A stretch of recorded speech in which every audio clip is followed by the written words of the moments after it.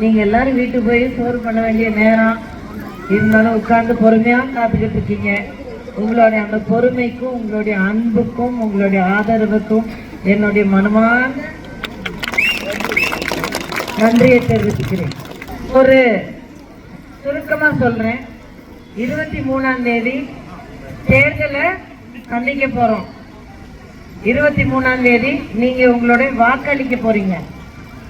வாக்களித்து அடுத்த 5 ஆண்டு காலம் உங்களுடைய வாழ்க்கைய எந்த அரசியல் தலைவரும் எந்த அரசாங்கமும் உங்களுடைய வாழ்க்கையை தீர்மானிக்க போகுது அப்படிங்கிற ஒரு முடிவெடுக்க போறீங்க. என்னமோ ஆளாளுக்கு வர்றாங்க, சொல்றாங்க, பேசுறாங்க, எது கேட்க நல்லா இருக்கு, அது கேட்க சரியா இல்லையே அப்படிங்கிறது இல்லாம தெளிவா இந்த நேரத்துல நீங்க ஒரு முடிவெடுக்க வேண்டிய ஒரு கட்டாயம் இருக்கு. இந்த கடந்த 5 வருஷம் நாங்க ஸ்டாலின் அவர்களுக்கு ஒரு வாய்ப்பு கொடுத்தோம். அந்த 5 வருஷம் ஸ்டாலின் அவர்கள் எப்படி நடந்துகிட்டாரு, எங்களுக்கு எப்படிப்பட்ட ஆட்சியை கொடுத்தாரு, இதுதான் நீங்க சிந்திக்க வேண்டிய நேரம். உங்களுக்கு ஒரு முதலமைச்சராக இருந்து ஸ்டாலின் அவர்களுடைய ஆட்சியில உங்களுக்கு பாதுகாப்பு கிடைச்சதா? இன்றைக்கு பெண்களுக்கும் குழந்தைங்களுக்கும் வயதானவர்களுக்கும் பாதுகாப்பு இருக்கா? தமிழ்நாட்டை ஆளாக்குனது முதலமைச்சர் ஸ்டாலின் அவர்கள். ஏன்னா மக்களுக்கு மத்தியில பாதுகாப்பு உறுதி செய்ய வேண்டியது ஒரு முதலமைச்சருடைய முதல் கடமை. அது அவர் செய்யல. இரண்டாவது, நீங்க எல்லாருமே கஷ்டப்பட்டு உழைச்சு நேர்மையா உங்களுடைய உழைப்பால நீங்க 4 காசு சம்பாதிச்சு உங்க குடும்பத்துல காப்பாத்துறவங்க. ஒரு 2 மடங்கு 3 மடங்கு 4 மடங்கு ஜாஸ்தியா நீங்க செலவு பண்ணணுமா? இது முதலமைச்சர் ஸ்டாலின் அவர்களுடைய மக்களை பற்றின நிலைப்பாடு. அப்புறம் உங்க இளைஞர்களுக்கு வேலை வாய்ப்பு போட்டு கொடுக்கறேன்னு சொன்னாரு. மிகப்பெரிய வாக்குறுதி உங்ககிட்ட சொன்னது, நான் தமிழ்நாட்டு இளைஞர்களுக்கு வருஷத்துக்கு 5.5 லட்சம் அரசாங்க வேலைகள் போட்டு தருவேன்னு சொன்னாரு. 5 வருஷம் ஆச்சு, ஒரு வேலையும் போட்டு தரல. ஏமா உங்க பிள்ளைகளுக்கு அந்த வேலை வேண்டாம்? உங்க பிள்ளைகள் நல்லபடியா ஒரு வாழ்க்கை அமைச்சு நல்லா சம்பாதிச்சு வாழ வேண்டாம்? அப்ப எங்க போச்சு இந்த வேலைகள் எல்லாம்? தெரியாது. ஏன்னா அதை பத்தின பேச்சும் கிடையாது. ஆமா, நான் அந்த வாக்குறுதி கொடுத்தேன், என்னால நிறைவேற்ற முடியல அப்படிங்கிற ஒரு வார்த்தை கூட ஸ்டாலின் அவர்கிட்ட இருந்து இன்னி வரைக்கும் வரல. எதுவுமே மக்களுக்கு எதுவுமே நல்லது செய்யாத ஒரு மிகுந்த சாதனை படைத்த ஆட்சினா ஸ்டாலின் அவர்களுடைய ஆட்சி தான். உங்களுடைய வரிகள் 100% முதற்கொண்டு 300% வரைக்கும் உயர்ந்திருக்கா இல்லையா? நீங்க எல்லாரும் உங்களுடைய வரிகளை 300% வரைக்கும் உயர்ந்தது நீங்க கட்டிட்டு தானே இருக்கீங்க. வீட்டு வரியும் மற்ற வரிகள் எல்லாம் நீங்க கட்டிட்டு தானே இருக்கீங்க. அப்ப அவ்வளவு பணம் அவ்வளவு வருமானம் அரசாங்கத்துக்கு வருது இல்லையா? உங்களுடைய மொத்த வரி பணம் அரசாங்கத்துக்கு வருமானம் தானே.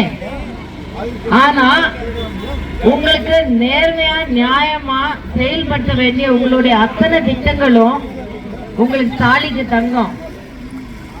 பெண்களுக்கு பாதுகாப்பான முறையில வேலைக்கு போயிட்டு வரதுக்கு இருசக்கர வாகனம், மாணவர்களுக்கு மடிக்கணினி திட்டம், கடன்கள் ரத்து செய்யப்படுது. அதாவது கல்வி கடனை தள்ளுபடி செய்யறது, உங்களுடைய நகை கடனை தள்ளுபடி செய்யறது, விவசாய கடனை தள்ளுபடி செய்யறது. இது எல்லாத்துக்கும் உங்களுடைய வரி பணத்தை, அரசாங்கத்துடைய வருமானமான உங்களுடைய வரி பணத்தை செலவு பண்ணி செயல்பாட்டு கொண்டு வரணும் இல்லையா? இன்னி வரைக்கும் ஒரு திட்டம் கூட செயல்பாட்டு கொண்டு வரல. உங்களுடைய எந்த ஒரு கஷ்டத்தையும் கேட்டுக்கிட்டு உங்க கஷ்டத்தை தீர்த்து வைக்கிற மாதிரி ஒரு சின்ன விஷயத்த கூட ஸ்டாலின் அவர்கள் இன்னி வரைக்கும் பண்ணல. நீங்க நல்லா யோசிச்சு பாத்துக்கங்க. எங்களுக்கு எதிராக செயல்பட்ட முதலமைச்சர், எங்களுக்கு சொன்ன வாக்குறுதிகள் அத்தனுமே பொய்யாக்கிய முதலமைச்சர், எங்களுக்கு பாதுகாப்பு கொடுக்காம எங்களுக்கு விரோதமாக நடந்துகிட்ட இந்த அரசாங்கம், இந்த திமுக ஆட்சி திரும்ப எங்களுக்கு வேண்டுமா? இந்த கேள்வி நீங்க உங்களுக்குள்ள கேட்டு பதில் வரும். இப்படிப்பட்ட ஒரு அரசியல், இப்படிப்பட்ட ஒரு அரசாங்கம், இப்படிப்பட்ட ஒரு முதலமைச்சர் மறுபடியும் வேணுமா உங்களுக்கு? அடுத்த 5 வருஷத்துக்கு ஸ்டாலின் அவர்கள் மறுபடியும் வரணுமா? இல்ல உங்களுக்கு எப்பவுமே பாதுகாப்பு கொடுத்த அம்மாவுடைய ஆட்சி வேணுமா? அம்மாவுடைய அத்தனை ஆட்சி காலத்திலையும் உங்களுடைய ஒவ்வொரு கஷ்டத்தையும் புரிஞ்சுக்கிட்டு தாய் மனதோடு உங்களுக்கு எத்தனை எத்தனை திட்டங்கள் உங்களுக்கு செயல்பாட்டு கொண்டு வந்தார் அப்படிங்கிறது உங்களுக்கு தெரியும். தாலிக்கு தங்கம் முதற்கொண்டு, குழந்தைங்களுக்கு பேபி செட் முதற்கொண்டு, கர்ப்பிணி பெண்களுக்கு வளகாப்பு நடத்தும் திட்டம், இளைஞர்களுக்கு வேலை வாய்ப்புகள், ஒரு தொழில் ஆரம்பிக்கிறதுக்கு கடன்கள், எத்தனையோ விஷயங்கள், விவசாயிகளுக்கு விவசாய கடன் ரத்து செய்யப்படுவது, எத்தனை திட்டங்கள் எத்தனை திட்டங்கள், பிறப்புல இருந்து கடைசி நாட்கள் வரைக்கும் அத்தனை தேவைகளும் புரிஞ்சுக்கிட்டு அம்மா அவர்கள் உங்களுக்கு அத்தனை திட்டங்களை கொடுத்தாங்க. அண்ணன் எடப்பாடியார் ஆட்சி பொறுப்புக்கு வந்த பிறகு அத்தனை திட்டங்களும் தொடர்ந்து கொடுத்தாரு. கொரோனா காலத்துல சிறப்பான பாதுகாப்பான ஆட்சியை கொடுத்தாரு உங்க எல்லாருக்கும். இன்றைக்கு கொரோனா காலத்தை தாண்டி நீங்க எல்லாரும் இங்க இருக்கீங்க, நாம எல்லாரும் நின்று இப்ப பேசிட்டு இருக்கோம்னா அதுக்கு காரணம் அண்ணன் எடப்பாடியார் உங்களுக்கு ஒரு பாதுகாப்பான ஒரு ஆட்சி அந்த காலத்துல கொடுத்ததுனாலதான். ஞாபகம் வச்சுக்கோங்க, கஷ்டத்திலையும் உங்களுடைய தேவைக்கும் உங்களுடைய சந்தோஷத்திலையும் உங்களுடைய கொண்டாட்டத்திலையும் எல்லாத்திலையும் உங்களுக்கு தோளோட தோல் நின்ன தலைவர் அண்ணன் எடப்பாடியார். சந்தோஷத்திலையும் கொண்டாட்டத்திலையும் நான் சொல்றேன் இல்லைங்களா, அதுக்கு என்ன காரணம்னா பொங்கல் பண்டிகை ஞாபகம் இருக்கு இல்லையா உங்க எல்லாருக்கும்? தமிழனுடைய எவ்வளவு பெருமையான ஒரு பண்டிகை, தமிழனுடைய அடையாளமான பொங்கல் பண்டிகை.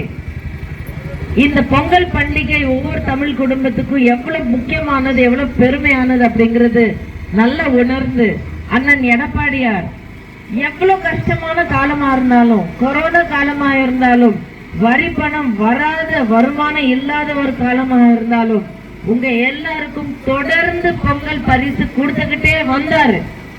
ஏன்னா கஷ்ட காலத்துல ஒரு நல்ல விஷயத்தை கொண்டாடும் போது மக்களுக்கு எவ்வளவு சந்தோஷம் கிடைக்கும் அப்படிங்கறது நல்லா உணர்ந்து உங்க பெருமையான பொங்கல் பண்டிகையை கொண்டாடுறதுக்கு உங்க எல்லாருக்கும் பொங்கல் பரிசு தொடர்ந்து கொடுத்தாரு.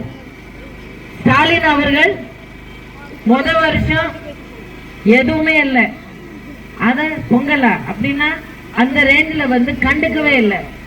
2வது வருஷம் ஒண்ணுமே கொடுக்கல, 3வது வருஷம் எதுவுமே கொடுக்கல, 4வது வருஷம் தொடர்ந்து அண்ணன் எடப்பாடியார் எதிர்கட்சி தலைவராக செயல்பட்டு தொடர்ந்து அவர் போராட்டம் பண்ணி பண்ணி பண்ணி குழல் எழுப்பின பிறகு 4வது வருடம் உங்களுக்கு பொங்கல் பரிசா கொடுத்தாரு. ஒரு காஞ்சி போன கரும்பு, 1 கிலோ புழு பிடிச்ச பருப்பு, அரிசி, கொஞ்சம் சர்க்கரை. இதுவாமா பொங்கல் பரிசு? இதுவாமா தமிழ் கலாச்சாரத்தை மதிக்கிற விதம்? இதுவா தமிழ் மக்களுடைய உணர்வுகளை மதிக்கிற விதம்? அதனாலதான் சொன்னேன், உங்களுடைய சந்தோஷங்களையும் கொண்டாட்டங்களையும் அண்ணன் உங்களுக்கு தோளோட தோல் நின்று உங்களுக்கு அத்தனை திட்டங்களும் கொடுத்து அத்தனை பரிசுகளும் கொடுத்து உங்களை அவர் கொண்டாடி இருக்காரு. ஞாபகம் வச்சுங்கம்மா, அம்மாவுடைய பார்வையில அண்ணன் எடப்பாடியாரோட பார்வையில நீங்க மக்கள் ஒவ்வொரு குடும்பமும் அவங்களுக்கு பொக்கிஷமாக பார்ப்பாங்க. உங்க பிள்ளைகளுடைய தேவைகள் அவங்களுடைய பிள்ளைகளுடைய ஆசைகளாக பார்ப்பாங்க. ஆனா ஸ்டாலின் அவர்களுடைய பார்வையில நீங்கள் எல்லாருமே வெறும் ஒரு வாக்கு வங்கி மட்டும்தான். உங்களை பார்க்கும்போது இத்தனை பெண்கள், ஓகே இத்தனை வாக்குகள், ஆண்கள் இத்தனை வாக்குகள், இளைஞர்கள் அவங்க வாக்கு உரிமை இருக்கா? வாக்குரிமை இருக்குன்னா அவங்களுக்கு ஏதோ ஒரு திட்டத்தை இப்ப செயல்பாட்டு கொண்டுவாங்க, ஒரு 4 மடிக்கணினி கொடுங்க அப்படின்னு சொல்லி வாக்குரிமையை பார்த்து மட்டும்தான் ஸ்டாலின் அவர்கள் அத்தனை மக்களுக்கும் கடைசி இந்த 3 மாதங்கள்ல ஏதோ ஒரு அறகுறையான திட்டத்தை கொடுத்துட்டு இருக்காரு. தயவு செய்து இது எல்லாத்தையும் பார்த்து கடந்த 5 வருஷம் நீங்க பட்ட கஷ்டமும் நீங்க அனுபவிச்ச அந்த அவமானத்தையும் தயவு செய்து மறந்துடாதீங்க. உங்களுடைய உணர்வுகளும் உங்களுடைய தன்மானமும் கௌரவிக்க வேண்டும். உங்களை பொக்கிஷமாக பார்த்து உங்களை பாதுகாக்க வேண்டும். உங்க குழந்தைகளுக்கு அத்தனை வாய்ப்புகளும் கொடுக்க வேண்டும். அம்மாவுடைய ஆட்சியில குழந்தைங்களை கூப்பிட்டு வா பாப்பா, ஒரு கையில பேனா பிடிச்சிக்கோ, இன்னொரு கையில புத்தகம் பிடிச்சிக்கோ அப்படின்னு சொல்லி அந்த மாதிரி கொடுத்தாங்க. ஸ்டாலின் அவர்களுடைய ஆட்சியில இன்றைக்கு படிக்கிற பிள்ளைங்க நீங்க பாத்தீங்கன்னா ஒரு கையில ஒரு பாட்டில் இருக்கு, இன்னொரு கையில போதைப் பொருட்கள் இருக்கு. அம்மா ஆட்சி எங்கே? ஸ்டாலின் அவர்களின் ஆட்சி எங்கே? உங்க பிள்ளைங்க நல்லா வாழணும், நல்லா படிக்கணும், நல்ல வேலை வாங்கி நல்ல வாழ்க்கை அமைச்சுக்கணும் அப்படிங்கிற ஆதங்கம் அம்மாக்கும் அண்ணன் எடப்பாடியாருக்கும் இருக்கு. ஆனா ஸ்டாலின் அவர்களுடைய செயல்களாலவே நமக்கு தெளிவாக தெரிய வர விஷயம் உங்க பிள்ளைங்க வெறும் ஒரு வாக்கு வங்கியா மட்டும்தான் பயன்படுத்திக்கிறாரு. மீதி நேரம் போதைப் பொருட்களுடைய விற்பனைக்கு அவங்க பயன்படுத்திக்கிறாங்க. ஏன் தடுக்கணும்னு நினைச்சு அவரால் முடியாதா? போதைப் பொருட்களோட விற்பனை தடுக்கணும்னு அவரால் முடியாதா? அத்தனை உரிமை இருக்கு அவர் கையில. ஆனா இது இந்த மாதிரி ஒரு பிரச்சனை இருக்கு, இவ்வளவு தீவிரமா இருக்கு அப்படிங்கிறது இன்னி வரைக்கும் ஒரு வார்த்தை கூட சொல்லல. அவரு அந்த அங்கீகாரம் கொடுக்கல. ஆனா அண்ணன் எடப்பாடி அறிவிச்சிருக்கிற ஒரு மிக முக்கியமான திட்டம் என்னன்னா, அவர் ஆட்சிக்கு வந்த உடனே ஒரு தனிப்படை, அதாவது போதைப் பொருட்களுடைய கட்டுப்படுத்துறதுக்கும் அதுல அடிமையாய் தவிக்கிற எல்லாரையும் மீட்டெடுக்கிறதுக்கும் ஒரு தனிப்படை காவல்துறையில அமைக்கப்படும். அது அவருடைய நேர் கண்காணிப்புல வரும் அப்படிங்கிற ஒரு வாக்குறுதியை கொடுத்திருக்காரு. இதுதான் ஒரு மக்களை பாதுகாக்கக்கூடிய ஒரு லட்சணம் உள்ள ஒரு தலைவர். தயவு செய்து 23ஆம் தேதி நீங்க வாக்குச்சாவடிக்கு போகும்போது உங்களை பாதுகாக்கக்கூடிய ஒரு அரசாங்கத்தை நீங்க தேர்ந்தெடுத்துக்குங்க. உங்களுக்காக உங்களுக்காக பாடுபடுற ஒரு முதலமைச்சரை தேர்ந்தெடுத்துக்குங்க. அப்படிப்பட்ட முதலமைச்சர் உங்களுக்காக செயல்பட்டு உங்களுக்கு பாதுகாப்பான ஒரு ஆட்சி கொடுத்து தன்னை நிரூபித்துக் கொண்ட முதலமைச்சர் அண்ணன் எடப்பாடியார உங்களுக்காக நீங்க தேர்ந்தெடுத்துக்குங்க. தமிழ்நாட்டுக்கு ஒரு ஒளிமயமான எதிர்காலத்தை நீங்க தேர்ந்தெடுத்துக்கீங்க. மறந்துடாதீங்க, 23ஆம் தேதி இரட்டை சின்னத்துல உங்களுடைய வாக்களித்து உங்களுக்கான ஒரு நியாயமான நேர்மையான மக்கள் ஆட்சிய, அம்மாவின் ஆட்சிய திரும்ப தமிழ்நாட்டுக்கு கொண்டு வாங்க. இந்த வாய்ப்பு கிடைச்சதுக்கு எனக்கு அவ்வளவு சந்தோஷமா இருக்கு. நீங்க எல்லாரும் நல்லா இருக்கணும், சந்தோஷமா இருக்கணும், பாதுகாப்பா இருக்கணும் அப்படிங்கிற ஒரே எண்ணத்தோட நான் உங்களை இங்க தேடி வந்திருக்கேன். இந்த மாலை நேரத்துல நீங்க நின்று இவ்வளவு பொறுமையா என்னுடைய வார்த்தைகளை நீங்க கேட்டிருக்கீங்க. தயவு செய்து மறந்துடாதீங்க, ஒவ்வொரு விஷயத்தையும் சிந்திச்சு பாருங்க. 23ஆம் தேதி உங்களுக்கான ஒரு நல்ல முடிவை நீங்க எடுத்துக்கங்க. மீண்டும் உங்க அனைவருக்கும் எனது அன்பான வணக்கங்களை தெரிவித்துக் கொண்டு உங்களிடம் விடைபெறுகிறேன். நன்றி, வணக்கம்.